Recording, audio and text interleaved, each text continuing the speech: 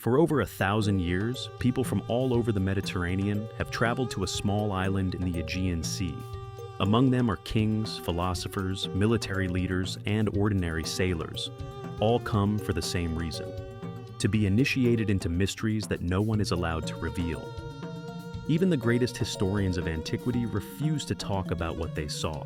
What secrets were guarded so closely that they remained unsolved for more than 2 millennia? Today, we will dive into one of the greatest mysteries of the ancient world, the mysteries of Samothrace. April 15, 1863, Samothrace Island, northeastern tip of the Aegean Sea.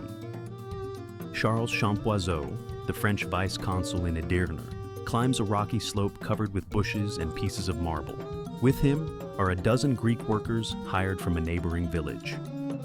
They have been digging for several days. The ground is hard, the roots are slowing them down, and the heat is unbearable even for April. Champollion is on the verge of giving up. Then one of the workers shouts, "Sir, I have found a woman!" Champollion runs over. A torso of white marble emerges from the dirt. A female figure with wings, dressed in a robe that appears to be wet from sea spray. Her head is missing. Her arms are also missing. But even so, even in pieces and buried in mud, the figure exudes something that Champollion cannot take his eyes off. Together with its pedestal, it stood at a height of 5 meters and 57 centimeters. The winged goddess of victory today stands at the top of the Dario staircase in the French Louvre and is among the most famous sculptures in the world. But Champollion has not understood something very important. He does not know exactly where he is digging, because the ruins around the statue are not the remains of an ordinary temple. This is the sanctuary of the great gods, one of the most sacred and mysterious places in the ancient world. A place where, for more than 1,000 years, people from all over the Mediterranean have come to be initiated into mysteries that should not be spoken of. Because those who know them take an oath of silence, and those who break it believe that they will be haunted by misfortune for the rest of their lives. To understand what is happening on Samothrace, we have to go back, a long way. The island is small, only 178 square kilometers, but its geographical position is strategic. It lies directly opposite the Thracian coast, and Mount Fingari rises 1,611 meters above the sea, the highest peak in the Aegean Sea. In the Iliad, Homer writes that Poseidon watched the Trojan War from this very peak. Modern travelers confirm that Troy is indeed visible from there. Before Hellenistic colonists arrived around the 7th century BC, the island was inhabited by Thracians and Pelatians.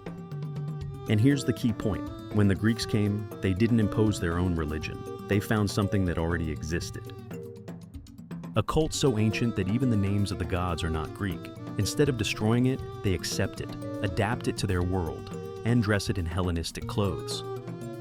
But the essence remains foreign. The sanctuary of the great gods was active from the 7th century BC to the end of the 4th century AD. This is more than 1,000 years of continuous activity. Its area covers about 50,000 square meters on a wooded slope, divided by 2 steep streams into 3 narrow terraces. In terms of importance, the mysteries of Samothrace were second in the ancient world, right after the Eleusinian mysteries. The list of initiates speaks for itself. Philip the Saint of Macedon, Herodotus, the Roman scholar Varro, and according to mythological tradition, the Argonauts themselves, led by Orpheus. Diodorus Siculus tells how Orpheus, the only initiate on board, prayed to the Samothracian gods during a terrible storm, and the wind died down. Plutarch has left us one of the most romantic stories of the ancient world. Philip VI and Olympias meet on Samothrace around the year 358 BC during an initiation. They fall in love, get married, and thus Alexander the Great is born. After this meeting, Samothrace becomes a kind of national sanctuary of the Macedonian kingdom. Philip donated the Hall of the Choral Dancers, the largest marble building in the complex. But there is something else that makes the mysteries of Samothrace unique. In Eleusis, there are strict rules. Initiation, only for certain people and only on certain days of the year. At least a year must pass between the 1st and 2nd degrees. There is nothing like it on Samothrace. Men, women, children, Greeks, foreigners, free citizens, and slaves, all are welcome. The initiation can be done at any time during the navigation season, from April to November, and both degrees can be received within the same night. This unusual openness is something exceptional for the ancient world and raises an interesting question. Was the religion that the Greeks inherited from the more ancient peoples of Samothrace more open and accessible than the traditional Olympic religion? But let's get back to the mysteries themselves and what we know about them, and it is surprisingly little. The sign of their presence is St. Elmo's fire, the electrical discharge on the masts that the Mediterranean has known for millennia. The same phenomenon is also associated with the Dioscuri, Castor, and Pollux, and here it is, another mystery. The Kabiri and the Dioscuri are constantly identified and confused in ancient texts. Pausanias describes mysteries about the Anactes Paides, child rulers, and adds. Some say they are the Dioscuri, and others who claim more complete knowledge claim they are the Kabiri. The poet Diagoras of Melos, however, sarcastically notes, the number of votive offerings would have been much greater if those who did not survive the shipwreck had also been able to place them. But Samothrace is not the only place, and this is perhaps the most important part of the story.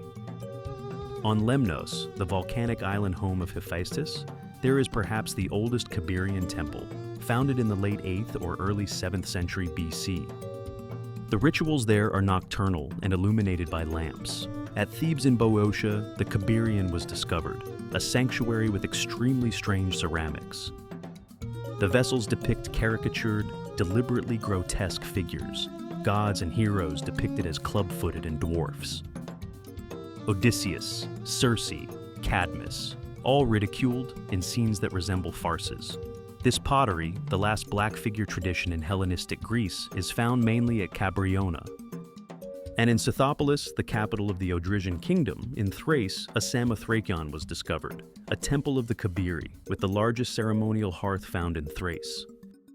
An inscription from the 40s of the New Era mentions citizens of Odessos, today's Varna, among the initiates of Samothrace. This is not an isolated cult on a small island.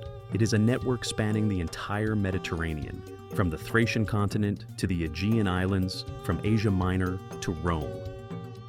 Strabo confirms that the Kabiri were most venerated in Imbros and Lemnos, but also in individual cities of the Troad. And everywhere the same theme appears: fire, metallurgy, underworld gods. The Kabiri were described as divine blacksmiths, sons or grandsons of Hephaestus.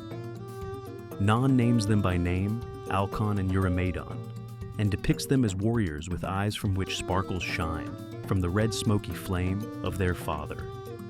Hesychius of Alexandria calls them crabs, amphibious creatures with pincers instead of hands, used like pliers in metalworking. The divine blacksmiths of the ancient world, the creators of the technology on which everything depends. And Clement of Alexandria reveals something even darker, a myth of fratricide. Two brothers kill the third, cover the head of the body with a purple cloak, crown it, and bury it, carrying it on a bronze shield to the foot of Olympus. Death and burial, murder and mystery. It sounds familiar because it's the same structure we find in Osiris, in Dionysus Zagreus, and in the Orphic Mysteries. The archetype of the god who dies and is reborn. But skeptics have their point of view, and it is not unimportant. Much of the story we have just told is based on interpretations, not on definitive evidence. The way we connect the great gods with the Kabirs is problematic. On the island itself, in the inscriptions, in the stone, this word does not occur. The identification comes from external authors, often late, and with their own prejudices.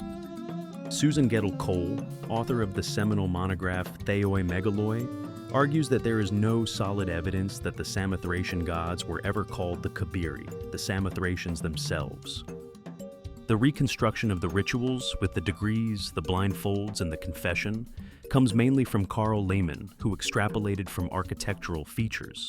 This is a hypothesis, not a fact. Archaeologists themselves warn that the early layers of the sanctuary are so disturbed by later construction that reliable stratigraphy for the period before the 5th century is practically absent. Regarding the Thracian origin, the Bulgarian archaeologist Professor Kostadin Rabadjiev offers an alternative model. According to him, this is not an authentic Thracian cult, but rather religious propaganda associated with Lysimachus and Arsinoe Secund, aimed at the coastal cities. In other words, not Thracian roots, but Hellenistic marketing. But here's what the skeptics can't explain. The graffiti in pre-Hellenistic language is real. The magnetite rings in the graves are real. The 1,000-year silence documented from Herodotus to Pausanias is real. The fact is that something on this island was so powerful that it attracted Philip VI of Macedon, who met his future wife Olympias during an initiation. The fact is that sailors from all over the Mediterranean believed that these mysteries would protect them from shipwreck. And the fact is that as early as the middle of the 19th century, 1,400 years after the sanctuary was closed, sailors visited Samothrace to look for amulets against storms. We do not know what happened behind the walls of Hieron, on those nights when the torches burned and the blindfolds fell from the eyes. We do not know in what language the sacred formulas were pronounced. We do not know whether the Kabirs are truly the great gods or whether this is simply a label placed by outside observers. But we know that something survived for 1,000 years on a small island in the Aegean Sea. Something older than the Greek alphabet, older than Homer, older than anything we can read. And when the people who knew him were asked what it was, they chose to remain silent. If this story has grabbed you, support us by pressing the like button. Have you heard the legend about the unique archaeological complex with over 8,000 years of history, revealing the mysteries of the ancient Thracians, the cult of Dionysus, and the legendary prophecies about Alexander the Great and Emperor Augustus? It is located in the heart of the Eastern Rhodopes. This sacred megalithic complex was a center of religious rituals, cultural exchange, and strategic battles. Discovered temples, tombs, and underground tunnels tell the story of the lives of ancient civilizations, and new excavations reveal connections between paganism and Christianity. The mysteries of Samothrace may never fully reveal their secrets, but that's exactly what makes them so fascinating. More than 2 millennia after the last initiations, the questions remain, and the answers continue to be hidden, somewhere between legends, archaeology, and history. What do you think? Who were the great gods, and what secret did they keep for so long? Share your opinion in the comments. If you found the video interesting, like it and subscribe to the channel. This way, you help these stories reach more people and support the creation of more content dedicated to ancient civilizations, lost knowledge, and unsolved mysteries of the past. Thank you for being with us.